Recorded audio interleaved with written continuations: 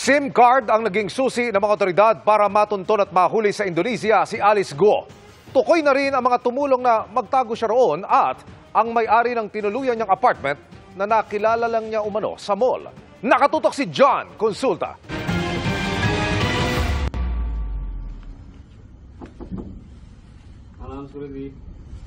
Guardia ng townhouse ang makikitang kumakatok sa pintuan ng unit na ito habang nakatago sa gilid ang Indonesian police. Pagbukas ng pinto, Hi.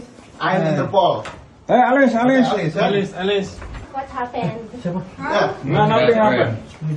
You just follow us, okay? Okay, let me change. ito ang aktwal na video ng pag-aresto kay Guo sa Tangerang City sa Indonesia. Membro ng Indonesian police ang nanguna sa operasyon. Inabutan nila si Guo na nakapantulog pa.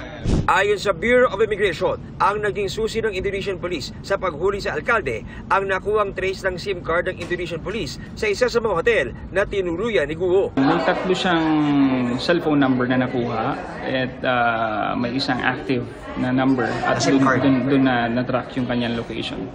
Ayon sa BI, isang babaeng monk o mongha ang may-ari ng apartment na tinuluyan ni Guo. Nakilala lang daw ni Guo sa isang mall na kanyang pinakiusapan, diskarte na kanyang ginawa para di siya masundan. Natuklasan din ng mga otoridad na 4 na tao ang tumulong kay Alice para makapagtago sa Indonesia, mga Chinese at Indonesian. Naging malaking tulong sa amin nung na-identify namin yung mga local contacts na dito at may Chinese din na kasama. Siya yung nagpo-provide ng logistics na dito, pati yung sa mga hotels at yung mga locals na contacts nila, sila yung ginagamit nila na pangalan sa mga hotel na tinutuluyan niya. Sa aming maiksing pag-uusap, sinabi ni Guo na okay siyang makakauwi na sa Pilipinas. Pero tumanggi nang sagutin ang aking tanong kung paano siya nakaalis ng bansa at mga tumulong sa kanya sa Pilipinas. Sa kabila ng kanyang masayang itsura, baka sa dating alkalde ang kaba at pagkabalisa sa kanyang mga kilos pag wala na ang kamera. Mag-aalas 7 ng gabi oras sa Indonesia nang makasakay si Alice Guo sa private jet na kinuha ng PNP at DILG.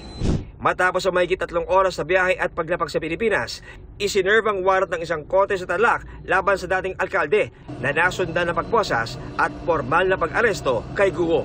Para sa GMA Integrated News, John Consulta, nakatutok 24 oras.